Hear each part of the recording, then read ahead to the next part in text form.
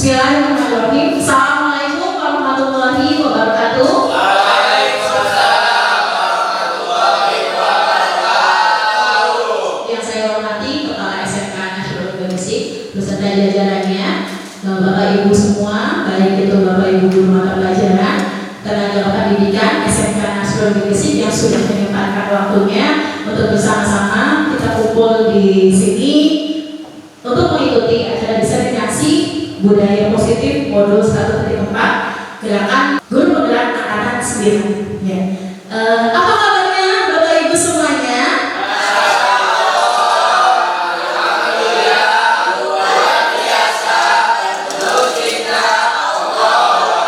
Semangat.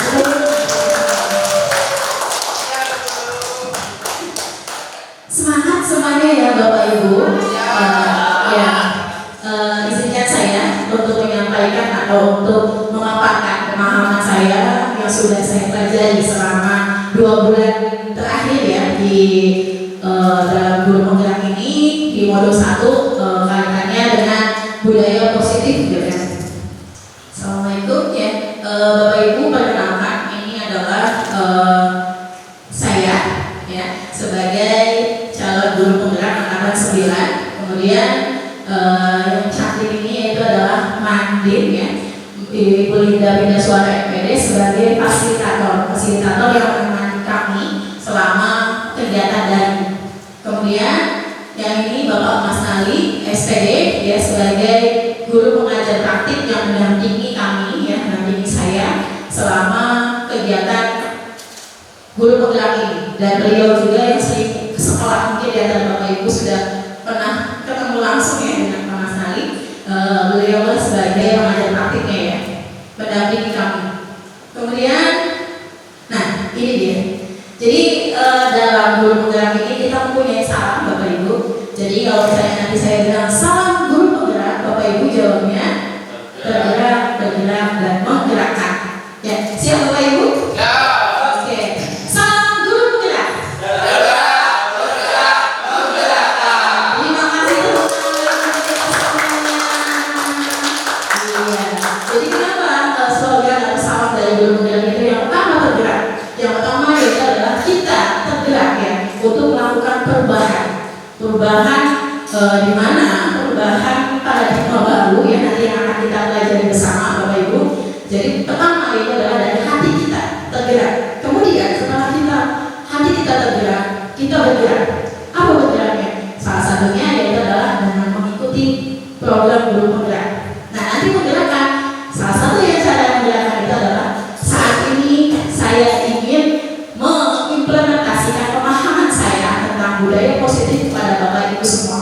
Harapannya agar pemahaman budaya positif ini tidak hanya yang dipahami oleh saya saja, tetapi diimplementasikan atau bisa diterapkan oleh Bapak Ibu semuanya. Nah, ini untuk kesepakatan kelas Bapak Ibu. Jadi sebelum kita mau ke materi ya, masuk ke materi, kesepakatan kelasnya yang pertama yaitu adalah masuk kelas ya, atau masuk ke ruang diskusi ini tepat waktu. Kedua, berdoa sebelum melakukan diskusi, ada ice breaking gitu ya. Kemudian diskusi dengan hati yang bahagia dan menghargai pendapat teman. Karena pendapat dari teman ini apapun itu adalah semuanya baik ya. Kemudian Bapak Ibu dari kesepakatan kelas ini adakah yang mau ditambahkan? Nah, gimana Pak Soleh? Silakan. Gimana Pak Soleh? Boleh makan minum ya. Makan minum terus kalau buka HP boleh nggak Bu? Oke. Jika urgent gitu misalnya. Terima kasih Pak Soleh. Oke, ada lagi tidak Bapak Ibu untuk penambahannya? Jadi ditambahkan tadi bahwa kesepakatan kelas hari ini boleh ya makan atau minum barangkali haus gitu ya. Dan kemudian terakhir yaitu adalah boleh buka HP jika urgent. Ya, sepakat semuanya? Ya, kesepakatan kelas ini diharapkan bisa dijalankan bersama ya selama kita melaksanakan diskusi. Dan mungkin nanti juga saat Bapak Ibu mengajar baiknya ada kesepakatan kelas. Mungkin selama ini kita menggunakan kontrak mengajar atau kontrak belajar ya. Nah, mungkin akan dirubah lagi dengan menjadi kesepakatan kelas. Karena kalau kesepakatan kelas itu biasanya adanya deal gitu, maksudnya nanti kesepakatan antara guru dengan peserta. Oke Bapak Ibu semua, berdasarkan kesepakatan kelas yang sudah kita sepakati bersama ya, yaitu adalah berdoa sebelum dan sesudah melakukan diskusi. Siapa yang akan memimpin doa?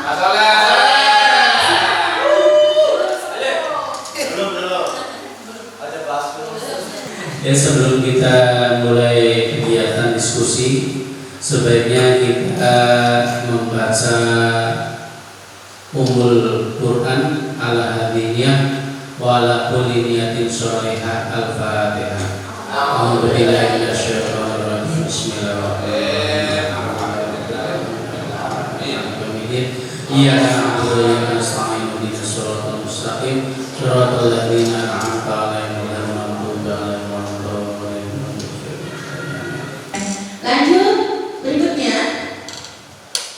Nah, ice breaking dulu Bapak Ibu. Tadi saya sudah sampaikan bahwa ice breaking kita hari ini mau nyanyi-nyanyi saja ya Bapak Ibu. Jadi nanti maka serahkan semuanya berdiri. Ya, sebagai pengenalan juga ini untuk Bapak Ibu ya. Kami sebagai guru penggerak juga mempunyai marsnya ya, mars guru penggerak. Kita nyanyi bersama Bapak Ibu mars guru penggerak.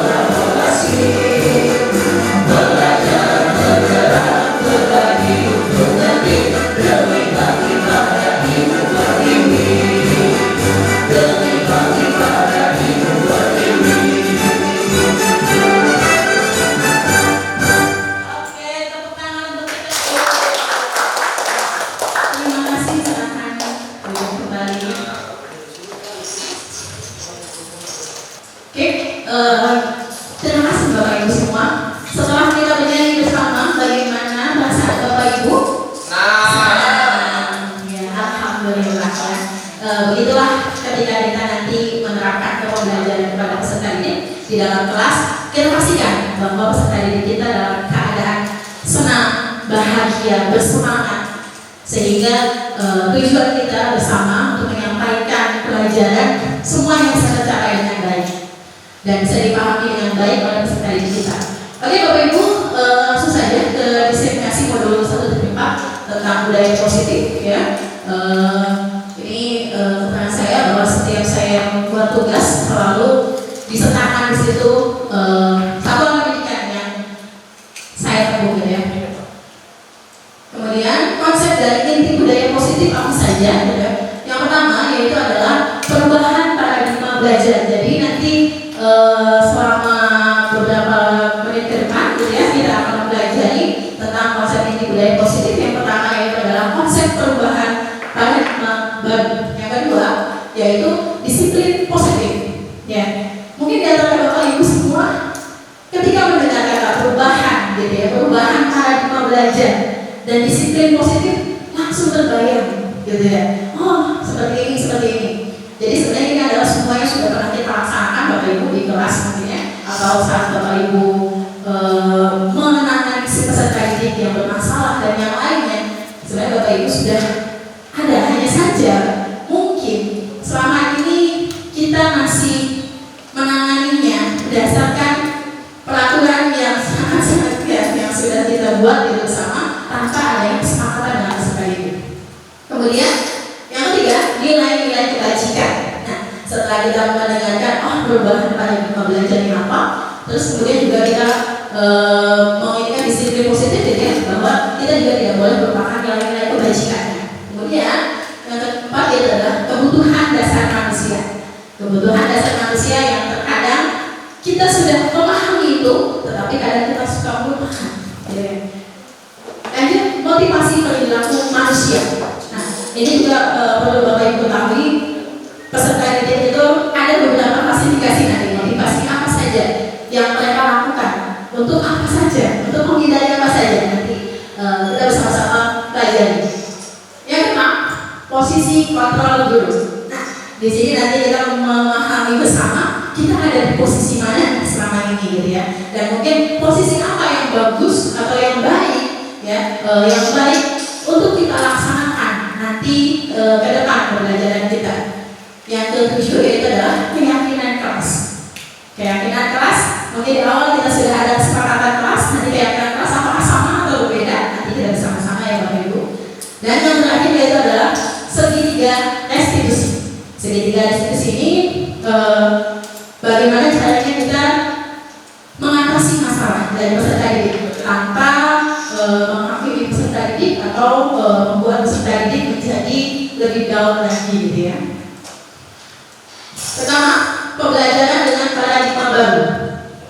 Seperti Bapak Ibu lihat di sini bahwa dalam pembelajaran paradigma baru ini ya, kita selalu bermuaranya yaitu adalah ke profil pelajar Pancasila. Coba Bapak Ibu sini dimensi profil pelajar Pancasila ada berapa? Nah, oke, boleh disebutkan?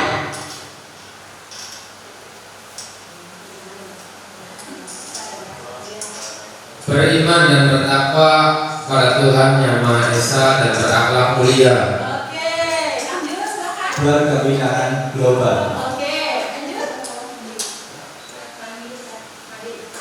Mandiri dan kreatif. Oke, sudah pokok itu ya maksudnya. Bergotong royong. Oke. Bernalar kritis. Oke, terima kasih semuanya tadi sudah disebutkan oleh teman-teman semua. Hebat ya tadi ya. Kita sebenarnya sudah mengetahui ya dimensi dalam profil pelajar Pancasila ada berapa tadi? 6 ya. Ada 6 dan tadi wow, Pak Pati mantap sekali langsung 2 poin gitu ya. Sip gitu ya. Sehingga tadi harus disampaikan kembali kayak gitu. Nah, ini dia Bapak Ibu, kita harus selalu mengingat dari profil pelajar Pancasila ini. Yang pertama yaitu adalah beriman, bertakwa kepada Tuhan Yang Maha Esa dan berakhlak mulia. Ya, mungkin di antara Bapak Ibu juga di sini ada yang sebagai penanggung jawab P5 dan kita juga sudah melaksanakan kegiatan P5 ini secara rutin di sekolah. Kemudian berkebinekaan global. Ya, kemarin kita juga sudah mendapatkan pengetahuan Bapak Ibu bahwa ada bedanya dengan bineka tanpa H dan dengan H gitu ya. Karena kalau di sini tanpa H Bapak Ibu, tanpa H artinya apa? Bahwa berkebinekaan global itu tidak hanya terpampang dalam satu negara Indonesia saja, tapi mereka juga diberikan kebebasan untuk mengeksplor kemampuan mereka untuk ke berbagai negara gitu ya. Tidak hanya bersaing kan di dunia dalam negeri saja. Kami juga diberi kesempatan untuk bersaing ke dalam luar negeri. Gitu.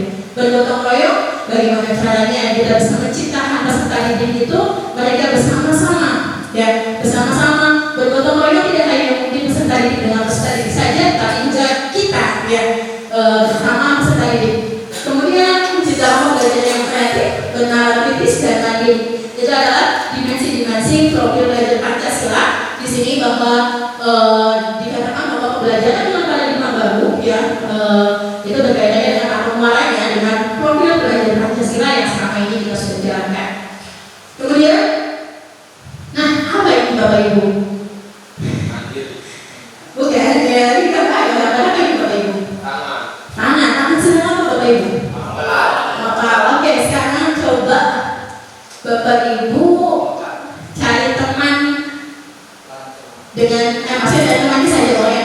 Jadi ada dua teman yang Bapak Ibu dengan teman cari saja di sini. Cobalah buka. Jadi kita ada temannya Bapak Ibu. Cobalah buka. Di antara Bapak Ibu ada dua orang. Ada yang sebagai orang satu dan orang kedua. Ya. Siapa yang teman dulu? Siapa yang jadi orang satu? Siapa yang jadi orang kedua? Ya. Penasaran Bapak Ibu? Oke. Coba. Tugas orang satu yang dari orang satu nih kepalkan tangan kanan sekuat mungkin ya, kemudian seakan-akan menyimpan sesuatu Bapak Ibu. Jadi orang satu itu mengepalkan tangan sekuat mungkin seakan-akan menyimpan sesuatu dan sesuatu itu sangat berharga bagi Bapak Ibu semuanya ya. Pokoknya sekuat tenaga tidak boleh kebuka, ada sesuatu hal di sini gitu ya. Kemudian orang kedua sekuat mungkin untuk bisa membuka tangan dari orang satu. Siap Bapak Ibu? Siap. Oke, coba silakan simulasinya sekarang. Ya, bisa silakan. Ya. Ini siapa yang satu ini? Ya, silakan. Dimulai Bapak Ibu. 1, 2, 3. Silakan. Ayo.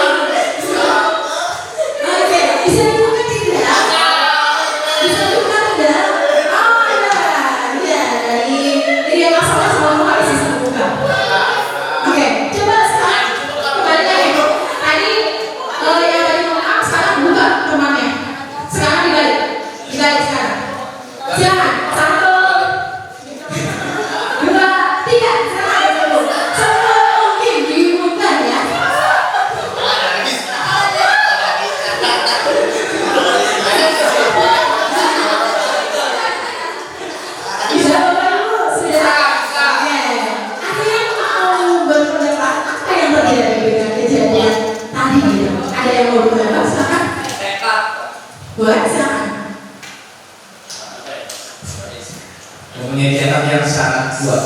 Tekad yang sangat kuat. Oke. Silakan siapa lagi ada yang mau berpendapat tadi?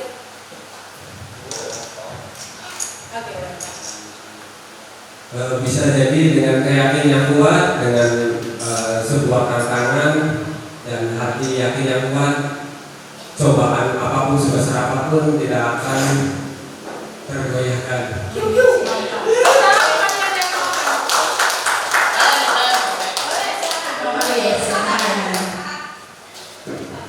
Menjaga sesuatu ya, kemudian kita ya, jadi harus melindungi, termasuk apa namanya, menjaga yang sangat erat gitu, ya.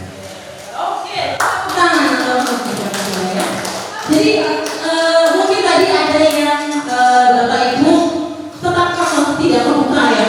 Ada juga yang akhirnya lama-lama karena sakit mungkin dibuka-buka, ditanya menyerah dibuka gitu. Ada juga yang sakit apapun itu pokoknya saya harus bisa menjaga itu. Nah, apa pelajaran di sini yang kita bisa ambil bahwa anggap saja yang ada dalam genggaman kita itu adalah peserta didik kita. Ya. Dan yang tadi yang berusaha untuk membuka itu adalah tantangan yang mungkin akan kita hadapi ke depannya. Dan peserta didik kita ada di genggaman kita. Gitu Jadi sebenarnya Bapak Ibu mungkin dengan ilustrasi yang tadi Bapak Ibu praktekkan gitu ya, bahwa kita sebenarnya ingin yang terbaik untuk peserta didik kita. Kita ingin sekuat tenaga gitu ya untuk bisa memberikan yang terbaik intinya sih. Bagaimana untuk peserta didik ini dia akan terbuka mungkin pada saatnya gitu ya. Yang itulah mungkin yang berkaitan dengan benar yang tadi disampaikan oleh kalian gitu ya, bahwa itu adalah tekad kita yang kuat, keyakinan kita yang kuat. Mungkin ke depan juga Bapak Ibu akan menerapkan itu semuanya. Bagaimana caranya kita bisa menerapkan prinsip kita yang kuat, tujuan yang utama mungkin ya, yang sesuai dengan standar pendidikan kita juga gitu kan, menciptakan pembelajaran yang menghamba kepada murid gitu ya, sesuai dengan filosofi Ki Hajar Dewantara. Nah ini dia Bapak Ibu miskonsepsinya gitu ya, bahwa mungkin ini ya ilustrasi ini pernah kita jalankan atau pernah kita lakukan gitu ya, bahwa peserta didik ya kita yang menjelaskan, guru yang menjelaskan peserta didik itu, bahwa peserta didik harus ikutin apa kata guru. Ya, di sini Bapak ada ilustrasi guru mengontrol murid. Jadi murid mau seperti apa, kita yang menentukan. Murid harus ikuti kita, guru kita gitu ya Bapak Ibu. Kemudian di sini ilustrasi bahwa semua penguatan positif, efektif dan bermanfaat. Bisa dikatakan kita egois dengan cara kita. Cara kita itu adalah sudah benar, makanya anak harus ikut. Padahal kita lupa dengan kodrat zaman. Ya, jadi ada kodrat alam dan kodrat zaman. Nah, kodrat zaman ini yang tidak bisa kita kendalikan, karena seiring waktu pastinya akan ada perubahan. Kita sekolah dulu dengan siswa sekolah sekarang pastinya berbeda. Jadi kita tidak bisa menggunakan cara kita waktu kita sekolah dulu diterapkan untuk masa ini, gitu ya. Kemudian ilustrasinya yang berikutnya bahwa kritik dan membuat rasa bersalah mampu menguatkan karakter. Mungkin kita juga pernah membuat anak biar dia merasa bersalah, dia langsung dihukum gitu ya. Itu biar anak ini bahwa anak ini harapan kita sih mereka bisa merubah gitu ya, merubah kesalahan itu menjadi, dengan hukuman itu menjadi lebih baik lagi. Ternyata yang tadi yang kita lupakan, padahal sama anak kita berbeda dengan kita dulu. Kemudian ilustrasi bahwa orang dewasa berhak memaksa. Jadi itu tadi pengalaman kita sebagai orang dewasa pernah ada di umur kami, nah, gitu kan ya. Saya pernah ngerasain kayak kamu, baliknya kayak gini. Tapi kenyataannya jangan itu berbeda dengan sama mereka gitu. Jadi miskonsepsi yang tentang teori kontrol yang sering kita masih sampai sekarang masih kita temui atau kita laksanakan gitu ya, kita lakukan dirubah menjadi ke dalam nanti teori kontrol yang akan kita pelajari bersama. Nah, ini merubah paradigma stimulus respon ke pendekatan teori kontrol. Jadi yang pertama, yang awalnya itu adalah stimulus responnya di sini, ya, menjadi dirubah menjadi teori kontrolnya. Itu adalah misalnya yang pertama, realitas atau kebutuhan kita sama, tapi kita harus merubah menjadi realitas atau kebutuhan kita berbeda. Apakah Bapak Ibu mau kebutuhannya yang porsi makan misalnya, makannya pas sore mungkin baru bisa tanya kalau sudah 2 piring, tapi Ibu ayu apakah bisa 2 piring juga, atau kebalikannya pas sore jatahnya 1 piring aja, masih kepok ya Pak ya. Nah gitu ya, jadi sama dengan tadi juga ya Bapak Ibu. Kemudian semua orang melihat hal yang sama, setiap orang memiliki gambaran berbeda. Mungkin Bapak Ibu dengan melihat video yang mungkin yang saya tampilkan ini, presentasi yang saya tampilkan, ada yang mungkin melihatnya, oh backgroundnya warna kuning, oh tulisannya ada 2 kolom, mungkin ada juga yang berpendapat, oh ada logo tutorialnya atau logo guru penggeraknya. Jadi kita memandangnya yang sama satu, tapi pola pandang kita atau saya mengartikan apa yang kita pandang itu berbeda-beda, gitu ya. Kemudian kita mencoba mengubah orang agar berpandangan sama dengan kita yang tadi. Mungkin Bapak Is tadi, kalau Bapak Is juga dengan DKP-nya, oh ini posisi warnanya nih. Ya,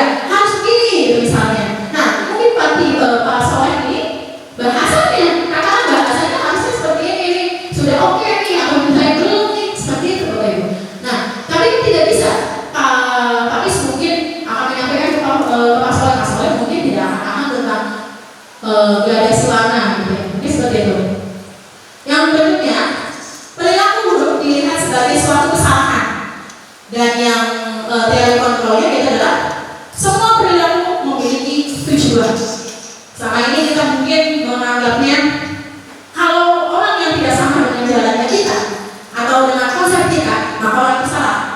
Padahal seperti yang kembali lagi ke awal, ya Bapak Ibu, semua orang memiliki gambaran berbeda.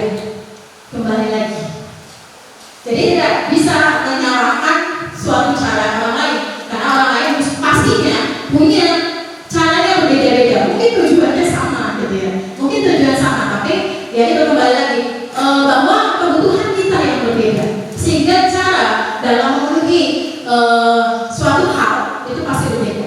Kemudian orang lain bisa mengontrol saya, tapi juga hanya Anda yang bisa mengontrol diri Anda. Ya, kalau misalnya bisa dikontrol sama orang lain, berarti kita bagaimana Bapak Ibu? Ya, kemudian saya bisa mengontrol orang lain, Anda tidak bisa mengontrol orang lain. Kita di dalam tadi Bapak Ibu, karena kita bisa saja mengontrol diri kita sendiri. Bagaimana caranya orang lain bisa berbeda caranya dengan kita? Kita harus bisa mengontrol diri kita sendiri, bahwa itu adalah pilihan dia, jalannya dia. Mungkin bisa saja kita menggunakan sharing ya Bapak Ibu dengan peserta didik. Pasti kita sebagai partner gitu ya, menjadi kepastian bagi mereka. Kalau misalnya mereka ada yang salah, baru kita ingatkan. Tetapi kita tidak berhak untuk mengatur cara mereka. Kita hanya berhak untuk memberikan nanti dia ada di segitiga diskusi ya Bapak Ibu. Kemudian pemaksaan ada pada saat bujukan gagal, tapi menjadi berubah dari teori kontrolnya itu adalah kolaborasi dan konsensus menciptakan pilihan-pilihan baru. Mungkin selama ini kita berpendapat bahwa kamu harus seperti ini, gitu ya. Itu dan ternyata peserta didik tidak mengikuti apa yang kita inginkan, sehingga kita mengatakan bahwa itu adalah hal yang gagal. Sebenarnya bisa kita laksanakan dengan baik kalau kita mau berkolaborasi dengan peserta didik, dengan tadi mendengarkan pendapat dari peserta didik. Kemudian model berpikir menang atau kalah, model berpikir menang dan menang, karena tadi kita menggunakan metodenya yaitu adalah kolaborasi. Jadi dalam kolaborasi tidak ada yang menang, tidak ada yang kalah, tetapi semuanya menang untuk bersama, gitu ya. Kemudian di sini disiplin positif Bapak Ibu. Ada yang mungkin mau menyampaikan dulu ketika mendengarkan kata disiplin positif, apa yang ada di benaknya Bapak Ibu semua? Ada? Disiplin positif berarti disiplin yang baik. Oke, ada lagi? Bapak Ibu. Terima kasih Pak Soleh, tepuk tangan dong untuk Pak Soleh. Ya, pasti kita selalu menginginkan bahwa kalau positif itu baik, gitu ya. Pasti kita selalu beranggapan seperti itu, gitu ya. Dan memang tidak semuanya di sini disiplin positif. Mungkin selama ini kita mengatakan disiplin itu selalu soal waktu ya, dan positif itu baik. Kebaikan mungkin di sini kita akan bersama-sama belajar bahwa disiplin tidak hanya soal waktu. Nah, di sini dia. Disiplin itu artinya belajar, Bapak Ibu. Jadi asal mula katanya itu adalah disiplinan, gitu ya. Kalau saya salah menyampaikan, ini bahasa bukan bahasa Indonesia ya. Yang artinya belajar. Jadi disiplin itu belajar, Bapak Ibu. Nah, disiplin mengacu pada disiplin diri yang memiliki tanggung jawab terhadap apa yang dilakukannya berdasarkan nilai-nilai yang diyakini. Nilai-nilai apa saja yang kita yakini itu baik, maka akan kita laksanakan seperti itu, pastinya dengan tanggung jawab. Nah, disiplin positif merupakan salah satu cara penerapan disiplin yang bertujuan untuk menumbuhkan kesadaran serta memberdayakan peserta didik tanpa imbalan, penghargaan atau reward, ancaman atau hukuman. Jadi disiplin positif ini bisa dikatakan bahwa kita melakukan suatu hal tanpa karena ya kita nanti kalau saya nggak ngelakuin itu kita dapat hukuman, atau kalau misalnya saya melakukan itu saya akan mendapatkan reward. Gitu. Jadi istilahnya kalau misalnya disiplin positif itu lebih dari hati kita, gitu ya, bahwa itu adalah kesadaran kita untuk bertanggung jawab atas apa yang harus kita lakukan. Misalnya contohnya kita jam aja ya Bapak Ibu, mungkin itu kita mau datangnya pagi karena pengen nanti dapat reward, gitu kan, dari kepala sekolah, gitu misalnya, atau enggak saya nggak mau pagi gitu kan, karena toh juga nggak ada hukumannya gitu kan. Jadi kita melaksanakan sesuatu itu tanpa adanya gitu ya, tanpa adanya harapan gitu kan. Harapan apapun itu, baik itu reward ataupun hukuman. Nah, bisa dibaca bersama Bapak Ibu. Sebagai pendidik, tujuan kita adalah menciptakan peserta didik yang memiliki disiplin diri, sehingga mereka berperilaku mengacu kepada nilai-nilai kebajikan universal dan memiliki motivasi intrinsik dalam perubahan perilaku arah yang lebih baik. Jadi kita harapannya pastinya semuanya peserta didik kita berbuat baik atau melakukan disiplin positif tanpa adanya paksaan dari kita, tapi benar-benar kesadaran diri dari peserta didik kita. Akhirnya yang diharapkan oleh kita semua ya, mereka sadar ya, maksudnya nanti itu adalah kebutuhan mereka dan bisa menerapkan nilai-nilai kebajikan universal. Nah, ini tidak nilai-nilai kebajikannya Bapak Ibu. Nah, kebajikan universal ini sifatnya positif ya. Positif manusia yang merupakan tujuan mulia yang ingin dicapai setiap individu. Jadi nilai kebajikan itu adalah sifat-sifat positif manusia yang ingin dicapai ya. Ingin dicapai oleh setiap individu. Mungkin Bapak Ibu juga tanpa disadari Bapak Ibu punya nilai-nilai kebajikan ini. Nilai-nilai kebajikan bersifat universal dan lintas bahasa, suku, bangsa, agama maupun latar belakang. Jadi nilai kebajikan ini tidak hanya terpatok karena sukunya beda maka akan berbeda nilai kebajikan, tidak. Itu siapapun, misalnya tadi disiplin, tidak mesti harus yang sukunya Jawa saja, agama Islam saja yang harus menerapkan nilai kebajikan disiplin, tetapi yang agama lain juga bisa atau suku lain juga bisa gitu ya. Jadi tanpa adanya memandang bahasa, suku ya, dan agama gitu ya, maupun latar belakang yang saya si kaya dan si miskin tidak bisa menerapkan disiplin. Disiplin hanya untuk si kaya, tidak seperti itu. Sama dengan peserta didik kita. Nah, ini adalah 6 institusi atau organisasi yang menerapkan nilai-nilai kebajikan gitu ya. Mungkin yang sering kita laksanakan atau kita ketahui yaitu adalah di sini ya, profil belajar Pancasila tadi di awal. Nilai-nilai kebajikannya ada 6 tadi kan, ada 6 dimensi gitu kan. Ternyata selain profil belajar Pancasila adalah yang lain juga Bapak Ibu. Nanti masuknya kreatif, saya disiplin, itu masuknya di mana nanti ada di sini.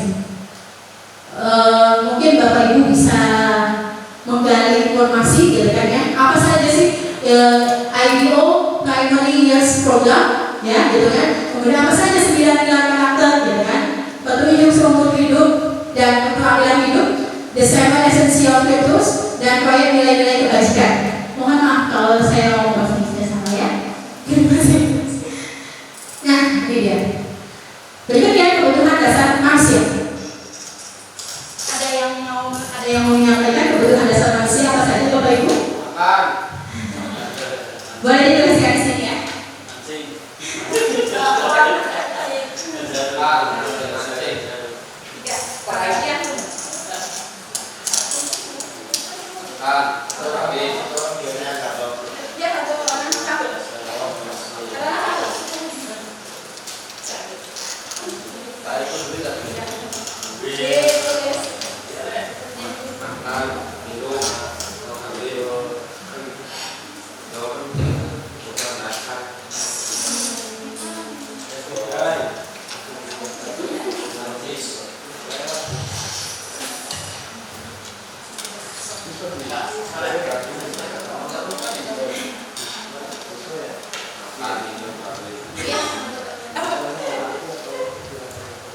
Kebutuhan pendidikan.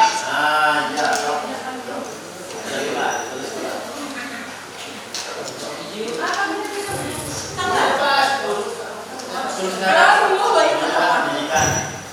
Ini saja Bapak Ibu. Kalau misalnya Bapak Ibu mau ditulis semua boleh. Atau salah satu saja boleh.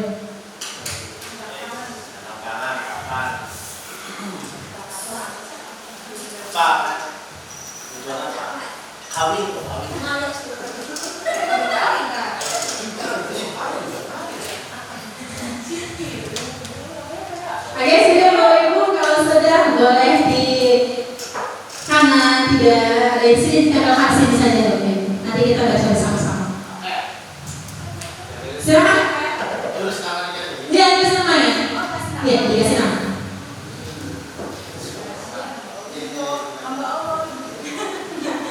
Semuanya hamba Allah ya.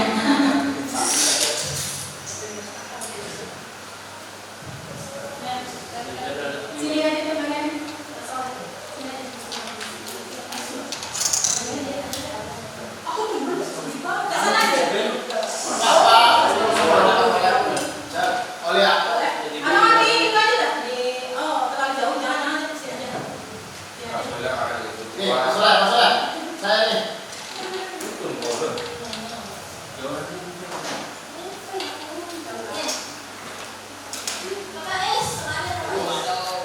Awas kabur.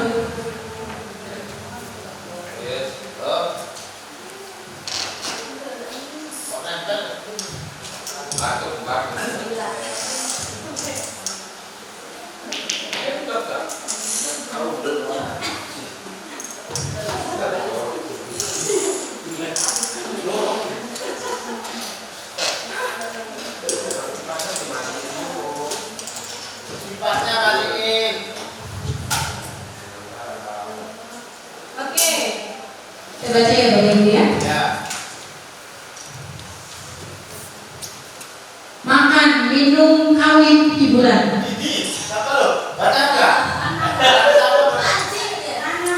Pendidikan. Ada lagi kebahagiaan, sadang pangan. Kebahagiaan dan kenyamanan. Bertahan hidup. Makan dan minum, berpendidikan. Kebutuhan primer dan kebutuhan sekunder. Belajar disiplin ilmu. Makan, air, spiritual, agama, pendidikan, kesehatan.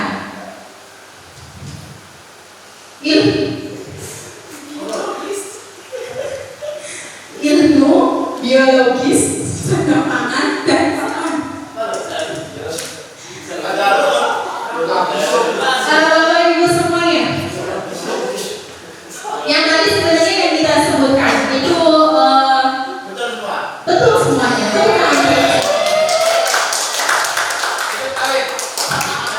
Biasanya kembali lagi Bapak Ibu ya.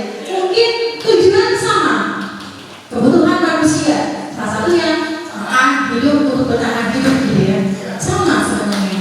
Coba mari kita di bersama-sama lihat saja sebagai garis besarnya ya Bapak Ibu. Tapi semua yang tadi Bapak Ibu sampaikan ini semuanya sudah sangat benar sekali, karena itu adalah yang sudah kita laksanakan gitu ya. Yang pertama itu adalah bertahan hidup. Salah satunya apa bertahan hidup? Makan, minum, yang lainnya. Meskipun tadi ada yang sudah jawab ya bertahan hidup gitu ya. Tetapi salah satu yang menjabarannya bertahan hidup itu adalah tadi bagaimana caranya kita mungkin air juga itu salah satu kesehatan. Ya, kesehatan itu untuk bertahan hidup bagaimana harus bisa sehat, harus sehat gitu ya. Caranya bagaimana untuk sehat? Makan, minum yang bergizi, gitu ya. Airnya cukup. Kalau buat apa airnya? Buat minum, gitu ya. Atau buat mandi. Nah itu kan untuk menjaga kesehatan. Itu semuanya masuk ke dalam bertahan hidup. Kemudian, nah yang tadi juga menikah salah satunya. Ya. Iya ya, iya. Kasih sayang dan rasa diterima. Sebagai kita manusia itu pasti kan pengen disayang gitu ya. Iya kan? Kalau misalnya kita kasih sayang bagaimana di dalam bahasa tadi kita ada, sehingga mereka mencari perhatian di kelas. Anak-anak yang mungkin ada aktif gitu ya, itu sebenarnya mereka ingin mencari pengakuan, ya ingin mendapatkan pengakuan yang mungkin saja mungkin gitu ya, dia kurang mendapatkan kasih sayang atau misalnya tidak diterima, sehingga di kelasnya dia aktif. Tujuannya itu adalah agar dia mendapatkan perhatian gitu ya, atau kasih sayang dan dapat diterima. Berikutnya kebebasan. Iya, salah satunya itu. Jadi kebebasan, dan kita masing-masing mungkin ada loh ya, kalau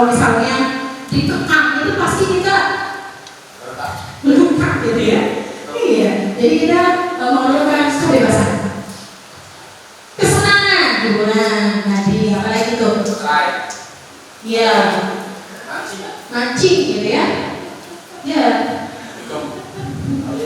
itu semuanya ya kesenangan. Dan berikutnya yaitu adalah penguasaan. Penguasaan terhadap diri, terhadap orang lain, gitu kan? Ada setiap dari masing-masing dari kita ada jiwa pemimpin. Nah, bagaimana caranya bisa mempengaruhi? Tadi kita adalah pemimpin dalam pembelajaran di kelas. Bagaimana caranya kita ingin menguasai kelas? Harapannya menguasai kelas bukan untuk mendidik peserta didik, tapi bagaimana peserta didik dapat memahami pelajaran kita. Seperti itu ya, Bu ya. Jadi ini adalah 5 kebutuhan dasar manusia. Jadi apa yang Bapak Ibu sampaikan sudah mencakup dari 5 poin global ini ya Bapak Ibu ya. Oke, sekali lagi tepuk tangan untuk Bapak Ibu. Setelah kita mengetahui kebutuhan dasar manusia, kita mulai dengan motivasi perilaku manusia. Yang tadi, kenapa peserta didik itu mau melakukan A, atau kita mau ngajarnya sesuai dengan jam pelajaran, tidak terlambat gitu ya, atau yang lainnya. Itu adalah yang menjalankan atau yang mengakibatkan itu semua berdasarkan motivasi dari diri kita. Ya, bisa jadi saja motivasi dari diri kita ataupun dari luar. Yang pertama, untuk menghindari ketidaknyamanan atau hukuman. Jadi ada motivasi di mana ada peserta didik kita yang mempunyai motivasi ini Bapak Ibu. Banyak ya. Yang kedua, untuk mendapatkan imbalan atau penghargaan dari orang lain. Masih ada yang seperti ini Bapak Ibu peserta didik kita? Banyak juga. Dan yang terakhir itu adalah untuk menjadi orang yang mereka inginkan dan menghargai diri sendiri dengan nilai-nilai yang mereka percaya. Dan Bapak Ibu semua, dari 3 motivasi perilaku manusia ini sebenarnya kalau kita pasti dikasihkan ada yang dalam ini motivasi eksternal. Artinya apa? Itu motivasi ya yang ditumbuhkan sebenarnya dipengaruhi dari luar pribadi kita. Dan ini adalah sebagai alamiahnya manusia, semuanya memiliki motivasi menghargai diri sendiri. Tetapi kenapa akhirnya ada yang menghindari hukuman atau misalnya mendapatkan penghargaan? Itu karena pengaruh dari luar. Sehingga bagaimana kita caranya sebagai guru menumbuhkan kembali motivasi internal ini. Jangan sampai peserta didik melakukan sesuatu itu karena dasarnya ini, menghindari hukuman atau untuk mendapatkan imbalan. Karena ini merupakan motivasi eksternal, pengaruh dari luar. Bisa saja yang mempengaruhi itu semua adalah kita sebagai gurunya. Ya. Nah, ini kita jadi dorong ya. Selalu kita dalam dunia pendidikan pastinya sudah mengenal beliau Ki Hajar Dewantara sebagai tokoh pendidikan kita, gitu ya. Menurut Ki Hajar Dewantara, merdeka itu artinya tidak hanya terlepas ya dari perintah, dan akan tetapi juga cakap buat memerintahkan diri sendiri. Sehingga yang tadi Bapak Ibu, motivasi internal yang harus ditumbuhkan untuk menciptakan disiplin positif dan sikap merdeka. Jadi bisa kita simpulkan semuanya bahwa dalam menciptakan budaya positif ya dan menjadikan manusia yang merdeka, kita harus menumbuhkan motivasi internal pada peserta didik dengan apa? Memberikan mereka kemerdekaan. Ya. Kemerdekaan bagaimana caranya peserta didik bisa saja peserta didik itu menentukan pembelajaran, metodenya seperti apa. Dan yang sudah saya laksanakan Bapak Ibu, selama ini mungkin kita melaksanakan teacher center gitu ya. Ternyata saat kita menyerahkan semuanya peserta didik, mereka belajarnya lebih semangat lagi, dan yang tadinya hanya menerima dari kita, akhirnya mereka bisa mengeksplor sendiri. Itu sudah saya terapkan Bapak Ibu di kelas, dan alhamdulillah dampaknya sangat signifikan. Meskipun ya mungkin tetap ya Bapak Ibu butuh pengawasan kita dalam memberikan kebebasan kepada peserta didik. Misalnya yang sudah saya laksanakan yaitu adalah materinya saja, capaian pembelajarannya, dan sepenuhnya materi itu saya serahkan kepada peserta didik. Nah, bagaimana caranya kita bisa mengontrol peserta didik apakah dia sudah sesuai dengan apa yang kita tugaskan, gitu ya, atau kita berikan CP-nya atau tidak? Mereka di situ kita kasih bimbingan khusus, dan setelah itu baru mereka mempresentasikan. Pastinya pas presentasi juga ada masukan-masukan dari yang lain.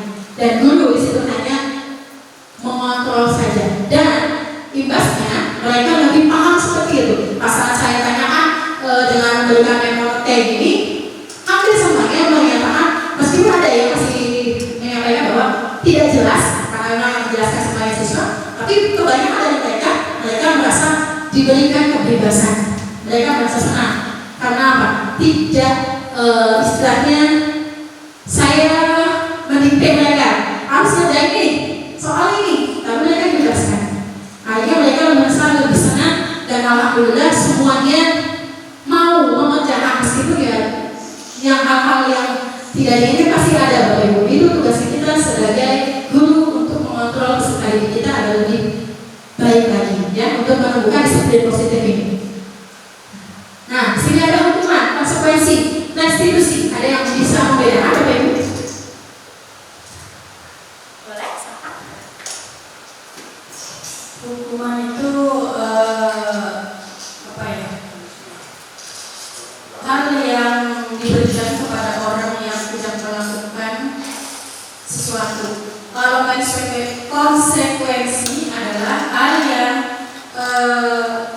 harus dipertanggungjawabkan oleh orang tertentu. Kalau restitusi, Ya, nanti ada kita ini ya. Ya. Boleh silakan. Atau ada yang lain? itu bukan ahli bisa. Ya, mungkin sama ini kita tidak mendengarkan hanya ada hukuman punishment gitu ya, atau ikut pengadilan. Nah, di sini ada juga hukuman dan konsekuensi juga restitusi. Mungkin hal baru untuk kita restitusi. Ada yang mau mungkin menambahkan? Boleh. Ganti rugi. Ganti rugi. Iya. Apa tuh yang ganti rugi, Pak? Misalkan melakukan sesuatu pasti ada gantinya. Tidak melakukan sesuatu pasti ada kerugiannya. Nah, itu ganti rugi. Oke, siap. Tepuk tangan untuk Bapak Ibu. Semuanya sudah benar dan sudah sangat memahami ya Bapak Ibu. Mungkin ada Bapak Ibu yang pasal dia dengan hukuman, pasti yang terlintas dalam kita itu adalah ketidaknyamanan. Jadi, kenapa hukuman itu? Hukuman itu ternyata tidak direncanakan atau tiba-tiba. Murid tidak tahu apa yang akan terjadi atau tidak dilibatkan dalam penentuan keputusan. Bersifat satu arah, hanya dari guru tanpa siswa mengetahui, dan berupa hukuman fisik atau psikis. Inilah yang dinamakan hukuman. Benar, ya teman-teman Bapak Ibu, bisa dan Bapak Ibu bahwa hukuman itu intinya tidak memberikan ini, tidak terencana atau tiba-tiba, sehingga peserta didik itu pas saat disuruh atau dihukum, mereka pasti kan banyak yang bertanya atau misalnya dengan kata lain mereka ogah-ogahan gitu ya melaksanakannya, karena dalam hukuman juga ini bersifat satu arah, maka adanya kesepakatan ya. Konsekuensi, nah bedanya hukuman dengan konsekuensi. Kalau konsekuensi ini adalah sebelumnya sudah terencana atau disepakati sesuai peraturan ya, seperti itu Bapak Ibu. Kemudian murid tetap dibuat tidak nyaman meskipun sudah mendapatkan kesepakatan tapi tetap tidak nyaman. Contohnya misalnya, kamu tidak mau mengerjakan PR, kamu tidak mau mengerjakan gimana? Nambah lagi PR-nya. Itu contohnya. Sudah konsekuensi di awal, mungkin ada kesepakatan kelas atau saya tadi kontrak belajar. Kalau tidak mau mengerjakan PR maka akan ditambah tugas. Ya, mungkin seperti itu. Nah, tetapi tetap aja Bapak Ibu, sehingga murid tetap dibuat tidak nyaman. Dan sikap guru selalu memonitor murid. Kita Belum murid itu belum diberikan kebebasan. Ya, restitusi. Nah, ini nih yang peka dalam menyelesaikan suatu masalah, baik itu pada siswa ataupun kepada rekan sejawat. Gitu. Restitusi prosesnya menciptakan kondisi bagi murid untuk memperbaiki kesalahan. Dan yang kedua, proses kolaboratif yang mengajarkan murid untuk mencari solusi sendiri. Jadi kita kan sebagai anak kita kolaborasi dengan peserta didik dan yang menentukan bagaimana mereka istilahnya kita membimbing mereka. Nanti ada tahapan segitiga restitusi setelah ini ya. Nah, nanti mungkin Pak Ibu lebih dalam lagi gitu ya. Next ya Ibu.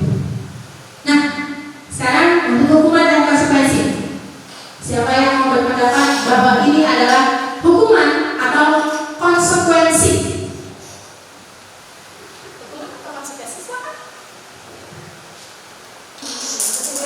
Konsekuensi. Oke, terima kasih. Mungkin ada yang berbeda? Hukuman. Oke. Jadi bedanya ya Pak ya, hukuman atau konsekuensi. Hukuman ini ya, bahwa tidak ada bencana. Kalau konsekuensi disepakati kami tetap memberatkan siswa. Nah, mencatat 100 kali di dalam buku kalimat saya tidak akan terlambat lagi. Ya, karena terlambat di sekolah. Nah, konsekuensi atau hukuman? Konsekuensi. Karena tidak terkait dengan visi. Nah, berarti sudah dari satu pendapat saja sudah pakai ya. Oke, yang berikutnya lagi mengelilingi lapangan basket 2 kali dalam 14 hari di sekolah. Sudah mulai kompak ya. Hukuman ya, Ibu. Yang ketiga, membersihkan peralatan yang dibuat di meja tulis. Aduh, beda lagi nih. Konsekuensi apa hukuman? Konsekuensi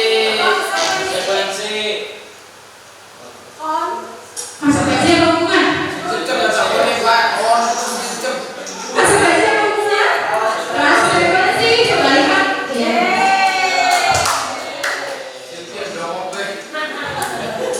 Murid diminta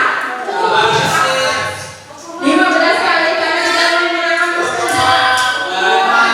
Kayaknya kita sudah bisa membedakan ya Bapak Ibu antara hukuman dan konsekuensi. Nah, sekarang posisi kontrol guru. Restitusi simpan dulu ya. Posisi kontrol guru. Coba kita bersama-sama ya Bapak Ibu. Kita masuknya di mana nih?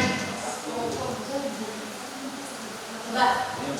Ada yang mau berpendapat? Ada di mana? Posisi yang selama ini Bapak terapkan? Sebagai teman. Sebagai teman. Kenapa sebagai teman Pak?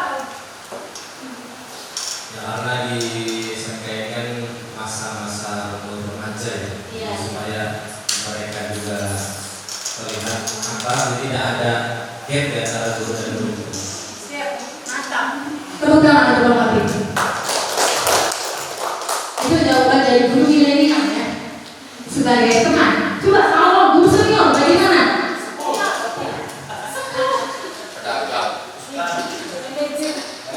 Membuat merasa bersalah. Ya karena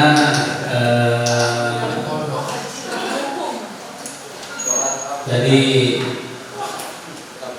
kita harus bisa menyindir, apa namanya, secara halus gitu.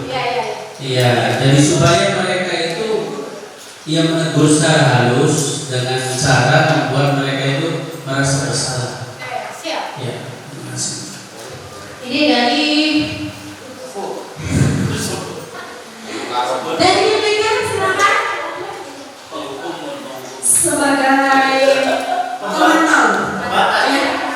Jadi posisi guru sebagai pemantau di sini maksudnya adalah mengawasi, melihat, dan merasakan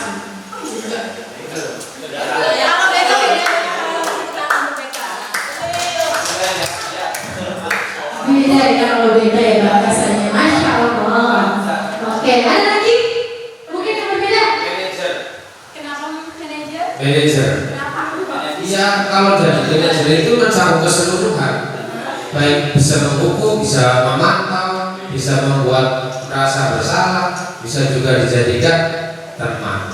Tapi di situ ada satu ikon kepemimpinannya. Kita sebagai guru itu nggak boleh hanya sekedar berteman. Nanti tanpa ada gap, tanpa ada batas gitu. Khawatirnya kan kita jalan karena murid rangkul kita.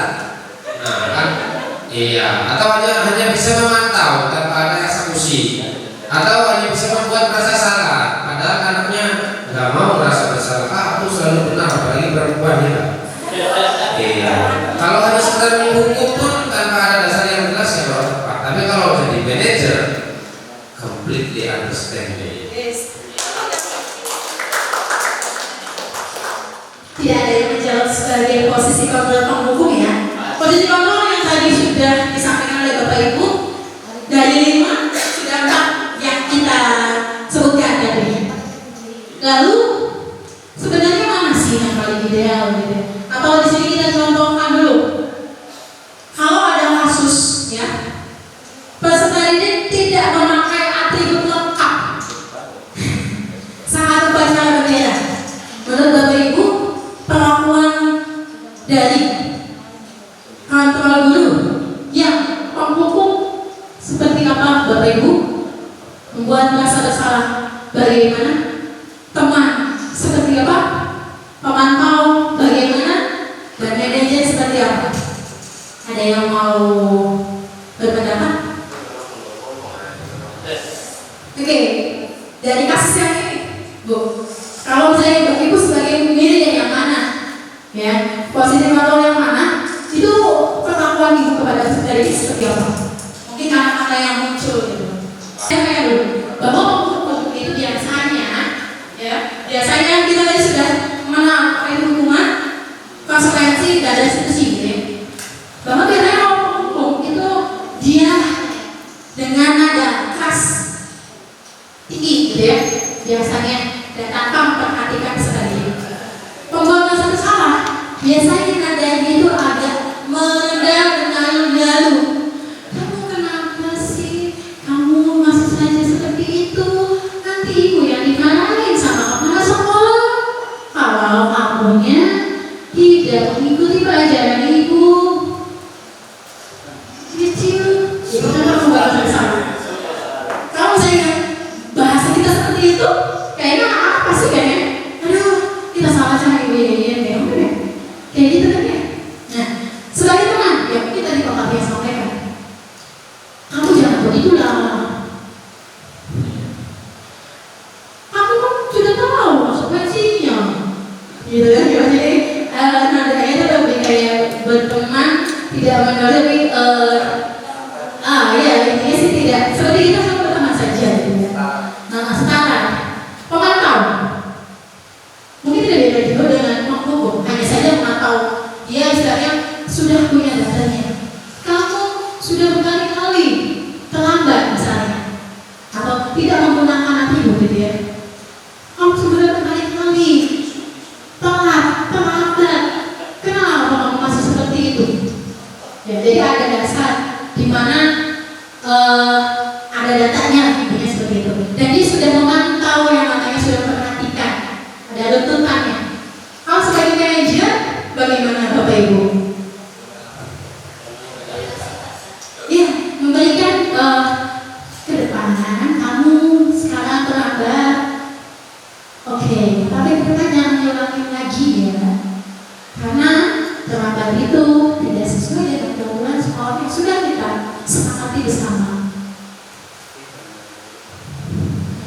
Jadi tadi yang sudah saya sampaikan kayaknya ini Bapak Ibu, mana yang paling tepat? Nah ini Bapak Ibu, mungkin contoh ya, contohnya sebagai penghukum di depan peserta didik lain selama upacara berlangsung. Jadi anak dibawa ke depan. Mohon maaf. Ya, karena sudah berlangsung, anak di situ mendapatkan tadi apa hukuman fisik atau psikis ya. Anak merasa malu. Nah, pembuat merasa bersalah. Nah, yang tadi sudah seringkali ibu mengingatkan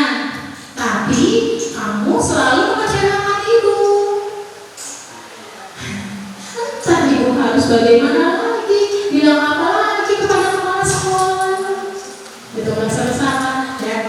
Sebagai teman, ayolah ikuti aturan sekolah, jangan berbuat seperti ini lagi ya.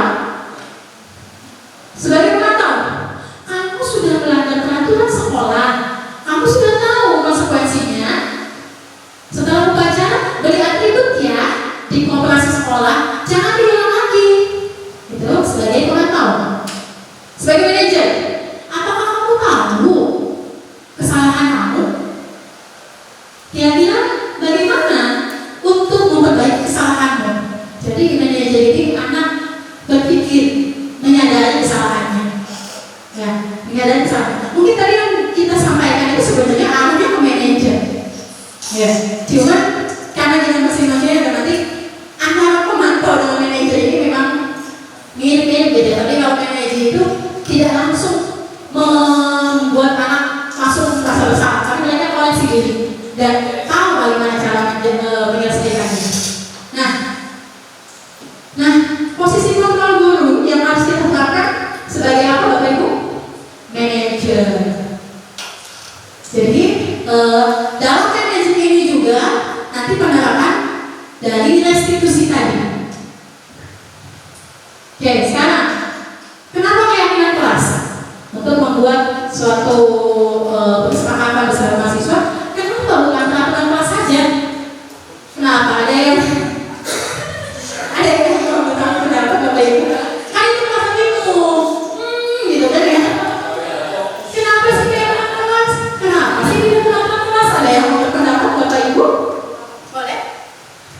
Kalau keyakinan kelas itu jadi semuanya kayak merasa, oh iya yakin nih kalau misalkan dengan angka ini kita bisa melakukan hal yang lebih disiplin lagi. Kalau misalkan peraturan, emang iya bisa jadiin itu jadi disiplin ya itu. Oke, terima kasih tepuk tangan untuk Bu Ayu. Jadi ini kalau saya tadi yang sampaikan Bu Ayu bahwa kalau peraturan itu kita melaksanakan terpaksa ya Bu ya. Gitu kan ya. Kalau yang kan kita sudah meyakini itu gitu ya. Jadi saat kita melaksanakan juga tanpa ada paksaan gitu ya. Nah, kebetulan keyakinan kelas ini saya sedikit sharing Bapak Ibu untuk dalam pembentukan keyakinan kelas sesuai dengan pemahaman yang sudah saya dapatkan. Keyakinan kelas bersifat lebih abstrak ya, daripada peraturan yang lebih rinci dan konkret. Kalau peraturan kan terlambat 15 menit maka AA dihukum gitu ya, atau push up 15 kali. Nah, kalau keyakinan kelas bisa abstrak Bapak Ibu. Misalnya disiplin saat masuk kelas. Jadi bahasa yang tadinya dihukum, diapakan gitu ya maksudnya. Itu kan masih istilahnya bisa dikatakan kalau kita mendapatkan kata-kata itu negatif ya, kita berubah ke dalam kalimat positif. Seperti itu. Disiplin masuk kelas gitu misalnya. Keyakinan kelas berupaya pernyataan universal yang tadi disampaikan. Disiplin masuk ke kelas gitu ya. Masuk dan keluar kelas. Pernyataan keyakinan kelas senantiasa dibuat dalam bentuk positif. Yang tadi, kalau misalnya tadi mungkin tepat jam 7.00 kita sudah berada di dalam kelas. Boleh tinggal berubah katanya dengan disiplin gitu ya. Keyakinan kelas sebenarnya tidak terlalu banyak sehingga mudah diingat dan dipahami oleh semua warga kelas. Kalau misalnya tadi masih kata disiplin lagi Bapak Ibu ya. Disiplin masuk dan keluar kelas. Sebenarnya kita sudah mengetahui bahwa intinya itu adalah disiplin. Boleh diringkas menjadi disiplin saja. Boleh seperti itu. Tapi saat kita membuatkan disiplin itu apa? Jangan sampai disalahartikan gitu ya. Keyakinan kelas ya, sebaiknya sesuatu yang dapat diterapkan di lingkungan tersebut. Jangan kita membuat peraturan ya atau keyakinan kelas yang tidak sesuai dengan kelasnya. Misalnya kelas TSM. TSM itu kan berbeda istilahnya motor, kadang harus ke bengkel seringnya. Misalnya peraturannya saat jam belajar dan praktek di bengkel semuanya harus ke bengkel. Atau misalnya harus belajar di dalam bengkel. Sedangkan kita ketahui bahwa sebesar apapun bengkelnya tidak akan mungkin bisa ya maksimal pembelajarannya kalau semuanya masuk ke dalam kelas, misalnya seperti itu. Kecuali beda kalau bisa menampung semuanya, gitu ya. Jadi jangan sampai membuat peraturan yang memaksakan, gitu. Padahal tidak mungkin, gitu. Kemudian semua warga kelas hendaknya ikut berkontribusi dalam pembuatan keyakinan kelas lewat kegiatan curah pendapat. Jadi dalam pembuatan keyakinan kelas, Bapak Ibu utamakan pendapat dari peserta didik. Nah, nanti pendapat dari peserta didik apa saja tuh, gitu ya. Nah, nanti kita buat ke dalam kalimat-kalimatnya, mungkin ada yang tidak boleh, gitu, atau tidak boleh menjadi diganti yang lainnya. Misalnya tidak boleh makan dan minum, gitu misalnya. Itu sebenarnya disiplin juga kan maksudnya ya. Atau misalnya ke dalam integritas juga bisa dikatakan seperti itu. Nah, kesediaan meninjau kembali keyakinan kelas dari waktu ke waktu. Keyakinan kelas ini bersifatnya tidak apa sampai misalnya utangnya 1 tahun, tidak mesti begitu. Kalau ada perubahan, misalnya setelah kita jalani selama 1 bulan, si keyakinan ini nih kayaknya sudah tidak berlaku lagi nih, harus ganti nilainya. Misalnya pelajaran kita ganti, mata pelajaran apa? CP ganti, CP si A dengan CP B, meskipun dalam satu pelajaran itu berbeda, misalnya metodenya, metode pembelajarannya, gitu. Misalnya yang tadi disepakati, kalau sekarang harus PJDL, misal, ya, atau flip learning, gitu ya. Di sini dia seperti itu, Bapak Ibu. Jadi keyakinan kelas ini bisa saja berubah sewaktu-waktu sesuai dengan kebutuhan.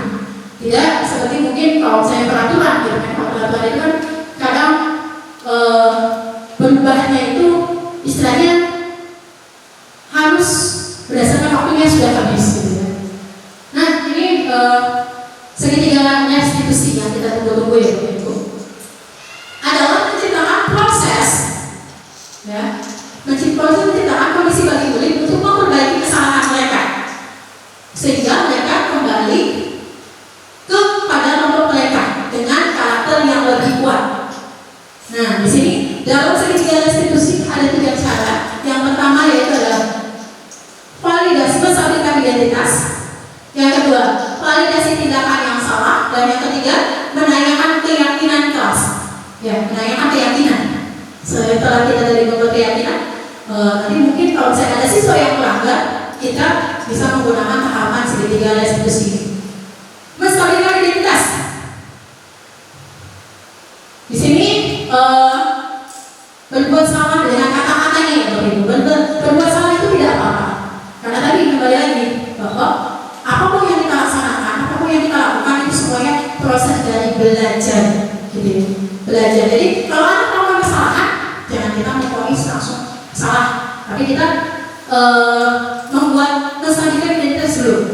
Kalau istilahnya identitas dia sudah hilang, buru-buru mau mengikuti aturan kita ya, istilahnya pasti langsung sudah, gitu kan. Jadi berbuat salah itu tidak apa-apa. Tidak ada manusia yang sempurna. Saya juga pernah melakukan kesalahan seperti itu. Kita bisa menyelesaikan ini kata-kata yang mungkin contohnya ya, Bapak Ibu ya. Mungkin masih ada kata-kata yang lain, mungkin nanti juga di contoh segitiga institusi yang sudah saya buat, itu nanti ada langkah-langkahnya. Validasi tindakan yang salah, kata-katanya.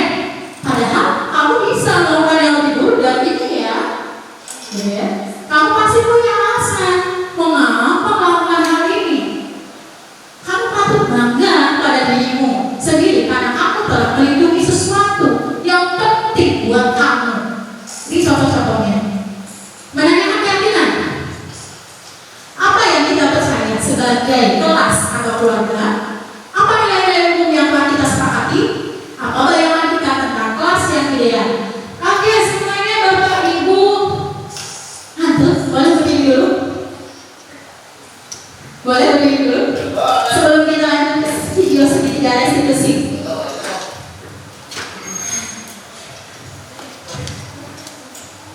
Oke, semuanya Bapak Ibu, tangan kanan mana Bapak Ibu? Ini ya. Tangan kanan diangkat ke atas. Ya. Tangan kanan diangkat ke atas, digoyang-goyang, digoyang-goyang.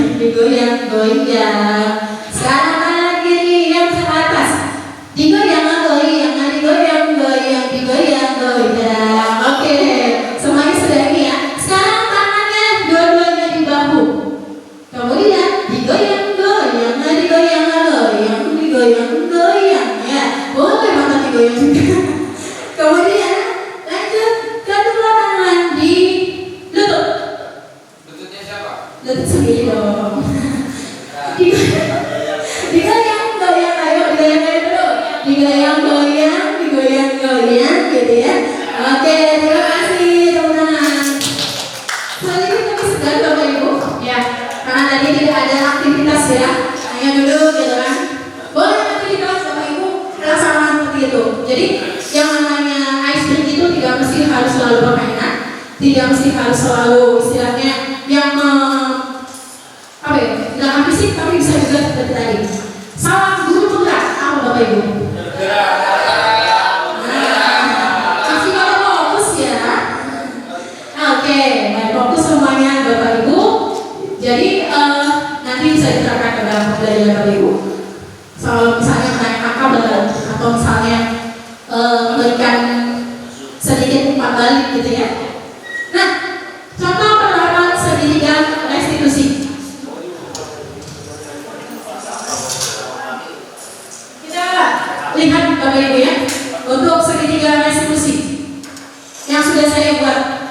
Kasus yang pertama, Faris terlihat tidak konsentrasi belajar.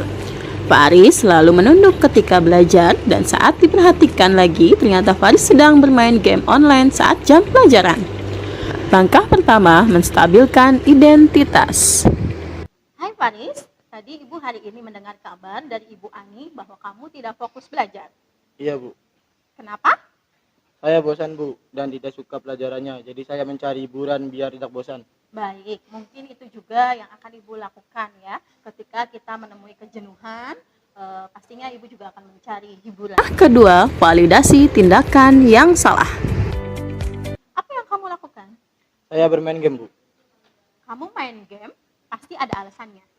Iya Bu, agar saya tidak bosan. Oke.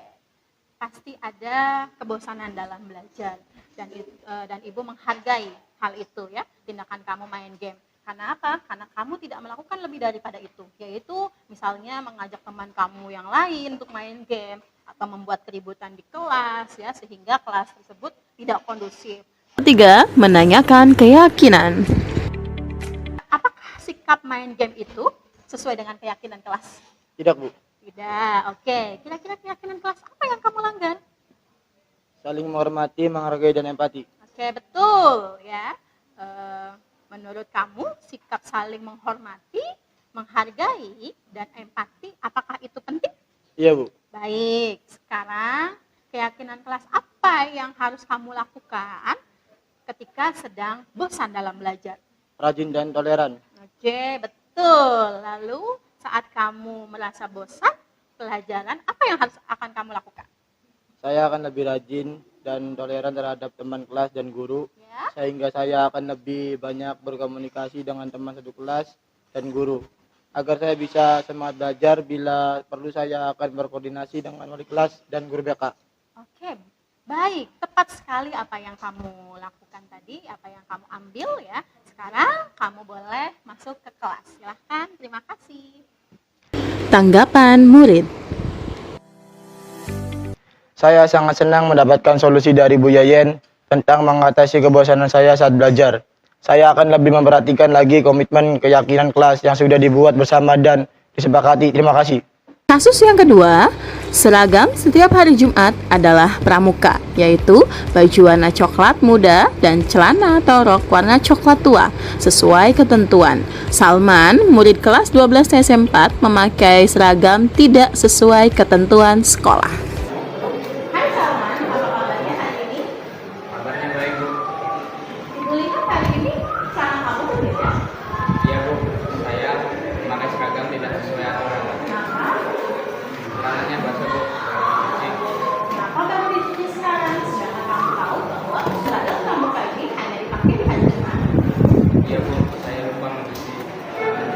Oke, keyakinan kelas apa yang kamu langgar? Disiplin dan komitmen Bu.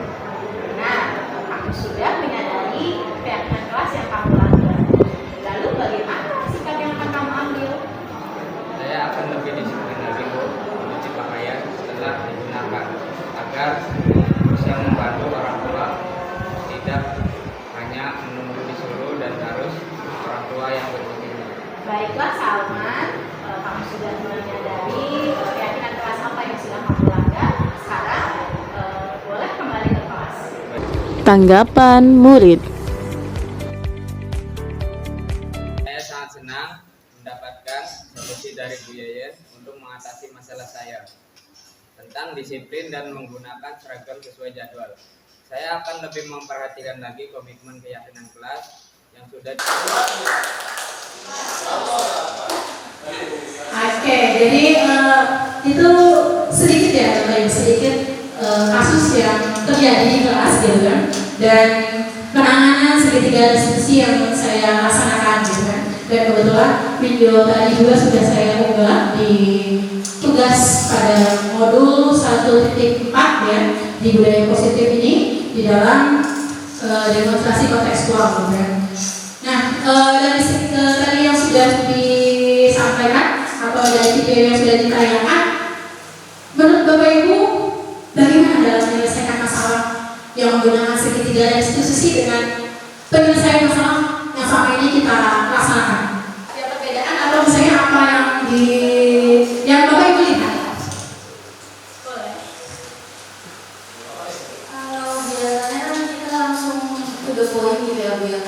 Kamu nggak nanya dulu gitu kan, misalkan kamu salahnya di mana gitu. Kalau misalkan restitusi kan ada kata-kata kayak kesadaran berserta didik dulu gitu. Terus nanya keyakinan kelas yang diterapkan itu seperti apa. Kalau misalkan yang kita laksanakan sebelum segitiga restitusi itu lebih ke judgement. Oh iya. Gitu. Oke, terima kasih Ibu Ayu, tepuk tangan. Jadi sebelumnya kata Ibu Ayu, kita langsung memponis ya, menjudge siswa kamu salah, gitu ya. Tapi kalau misalnya nanya tadi, meskipun kita sudah tahu, meskipun tadi kita salah, tetapi ada yang namanya istilahnya itu menstabilkan identitas, gitu ya. Kemudian baru memvalidasi kesalahannya. Ya. Jadi Bapak Ibu, untuk segitiga restitusi ini semoga ya bisa menginspirasi Bapak Ibu semua dalam menyelesaikan masalah. Dan mungkin yang dari pendapatnya Ibu yang katakan bahwa kalau kita nanti ke depan menemui kesalahan dari peserta didik, jangan langsung memponis, jangan langsung menjudge gitu ya, kamu salah, karena kesalahan itu adalah salah satu bentuk daripada belajar. Dan mungkin kita juga semua sebagai manusia pernah melakukan kesalahan ya. Jadi kembali lagi kepada kita semua Bapak Ibu, mungkin kalau saya kita sebelum melakukan peserta didik, kita harus kembali ke kita. Kalau kita disalahkan, apakah kita terima? Apakah kita akan mengikuti aturan yang dibuat, atau malah justru akan membelot atau berbalik arah gitu ya, balik kanan putar jalan gitu ya, seperti itu. Nah, setelah tadi Bapak Ibu menyimak tentang budaya positif, dari ada perubahan paradigma baru ya, disiplin positif, positif kontrol gitu kan, motivasi manusia, kebutuhan manusia, dan segitiga restitusi. Apa yang bisa simpulkan Bapak Ibu untuk pembelajaran atau diskusi hari ini? Boleh? Bapak Ibu silakan, nanti biar saya catat di sini, karena ini adalah beberapa kesimpulan, hasil kesimpulan kita di sesi diskusi. Silakan Bapak Ibu, ada yang mau menyampaikan? Oke, kesimpulan materi yang sudah disampaikan oleh Ibu Adeni Estiani SPD hari ini, yang pertama sangat menginspirasi kita selaku Dewan Guru atau pendidik ya, dan insya Allah kita akan menerapkan di kelas, dan kemudian banyak ilmu-ilmu yang sudah kita dapatkan juga.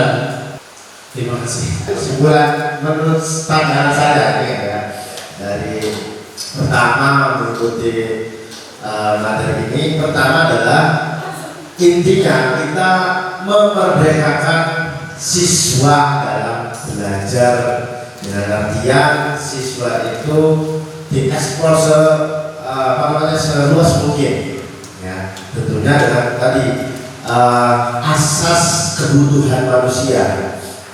Jadi manusia kan kebutuhannya banyak tadi. Nah, kita memberi kebebasan kepada mereka agar mereka merasa hidupnya nyaman, dihargai dan merasa bisa untuk mengelola, menguasai dirinya sendiri. Kemudian yang kedua tentang materi ini, ya, guru sebagai fasilitator ini harus mampu memandang berbagai sisi dari siswa tersebut. Ya, kita tidak bisa menyamakan satu persepsi siswa itu sama seperti kita, enggak. Dan antara siswa yang lain juga mesti memiliki perbedaan. Nah, disinilah kita harus menampung beberapa ide dari mereka. Makanya kita harus berkolaborasi. Berkolaborasi. Itu. Ya. Kemudian yang ketiga, ya berarti kita sebagai pendidik ini harus lebih mengontrol, ya, dan juga memberikan motivasi kepada mereka agar mereka itu hidupnya bahagia kayak gitu ya. Mungkin itu dari kesimpulan saya dari pertanyaan lain. Ya, terima kasih. Assalamualaikum warahmatullahi wabarakatuh.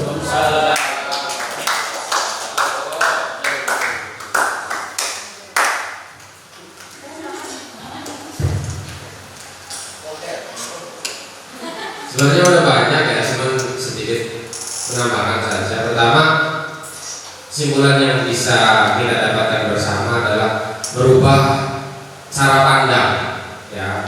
Yang tadinya kita itu buru-buru menjudge, you wrong, kamu salah.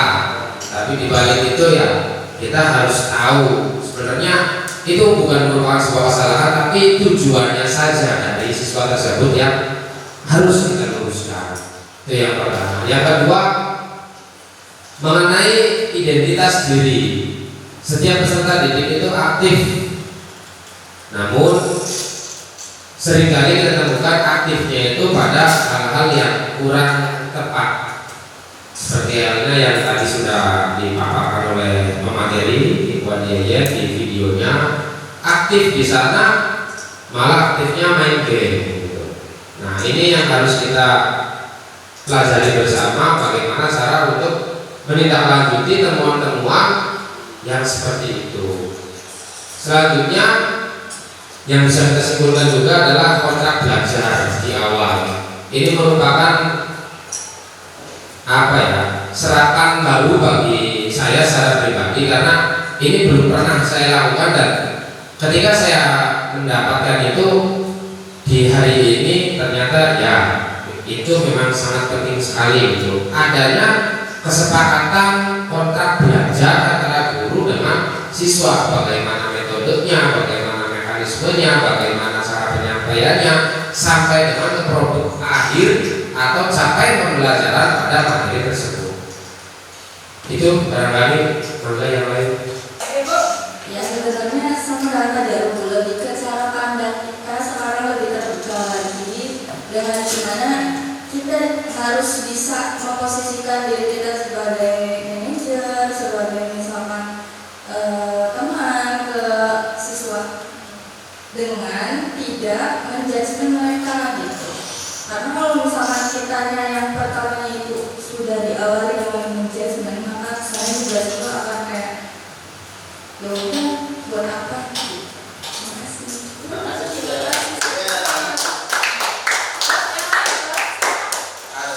Terima kasih Bapak Ibu semuanya. Jadi kesimpulan kita hari ini yang tadi sudah disampaikan oleh beberapa guru.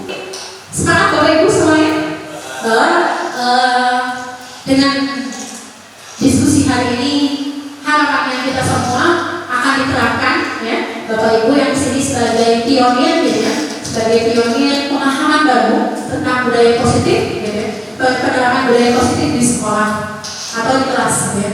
Di sini yang pertama inspirasi tentang budaya positif dan akan diaplikasikan ke dalam kelas, baik itu posisi kontrol guru, ya Pak ya, keyakinan kelas, dan juga penyelesaian masalah segitiga restitusi. Kemudian juga menciptakan merdeka belajar sesuai dengan kebutuhan dasar manusia. Mungkin selama ini kita salah persepsi tentang merdeka mengajar ini, gitu ya. Mungkin lebih mengartikan bahwa kita sebagai guru bebas untuk